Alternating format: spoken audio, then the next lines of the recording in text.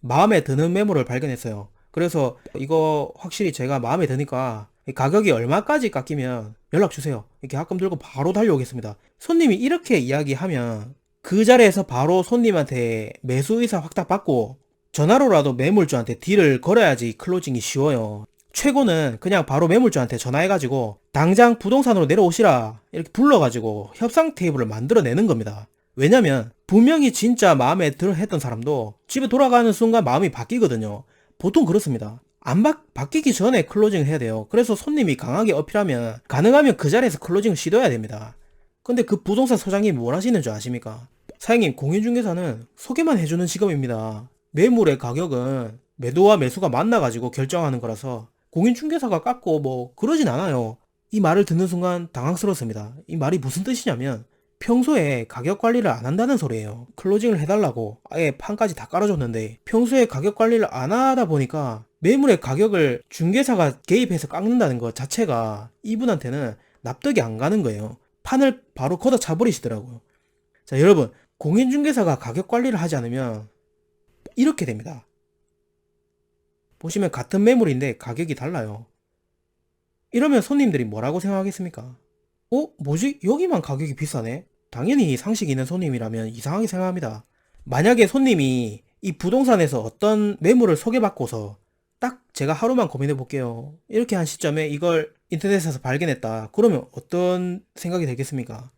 다른 곳은 더 싸네? 그 부동산에서 내한테 매물 가격을 높여서 부른 건가? 이런 의심이 갈 수밖에 없어요. 그러면 다른 부동산에 굳이 갈 생각이 원래는 없었는데 괜히 가서 확인해보고 싶은 게 사람 심리입니다. 많은 분들이 공인중개사라는 직업에 대해서 뭔가 잘못된 인식을 갖고 있는 것 같아요. 솔직히 말해서 일부 중개인을 제외한 모든 사람들, 즉 우리의 고객들 또 현장에서 뛰고 있는 공인중개사들까지도 이 중개업을 매수인한테 좋은 물건을 찾아주는 일 아니면 매도인한테 좋은 매수인을 연결해주는 일이라고 생각하고 있더라고요. 중개를 소개업 정도의 의미로 이해를 하고 있다는 소리입니다.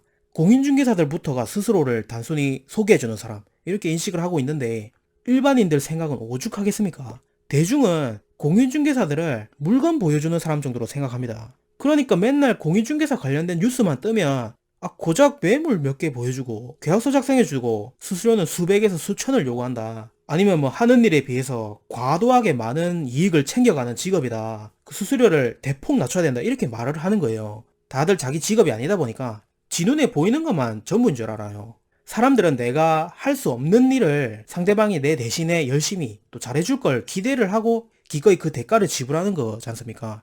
용역 서비스라는 게. 우리 고객들이 공인중개사한테 진정으로 바라는 게 뭐겠습니까?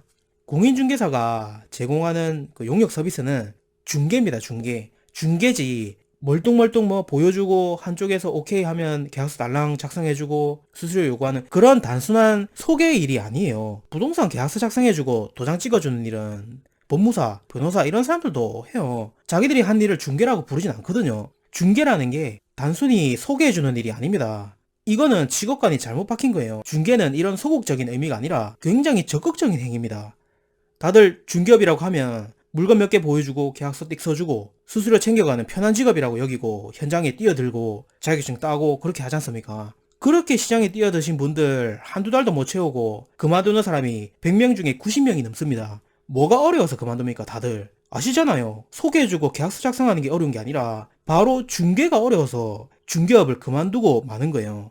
근데 대부분 강의들을 보면 문서 작성, 뭐 계약서 작성, 어떤 거 분석하고 브리핑하는 거 이런 게 중요하다고 강조하거든요. 이거는 중개가 아닙니다. 어떤 사람은 중개 노하우 배우려고 전국 팔도를 돌아다니면서 교육료로 쓴 돈만 수천이 넘는 사람들도 더러 있어요. 그만큼 배우기 어려운 게 중개입니다, 중개. 다들 어렵고 귀찮고 힘들어하는 바로 그런 과정이 중개인으로서 진정으로 해야 될 제일 신경 써야 될 중개 업무입니다. 근데 대부분의 중개사들은 정작 정말 중요한 중개 업무를 도외시하고 스스로를 단순 판매업으로 전락시키고 있어요.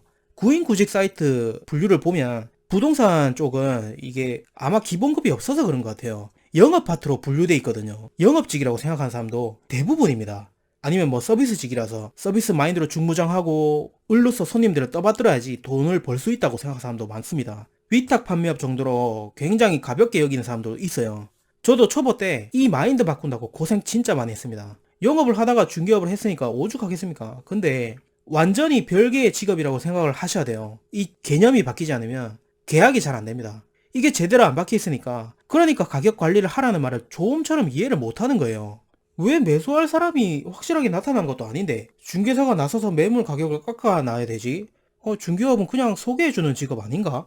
정말로 말 그대로 물건 진열해 놓고 팔고 있어요. 대부분. 그거는 단순 판매직이지 중개업이 아닙니다.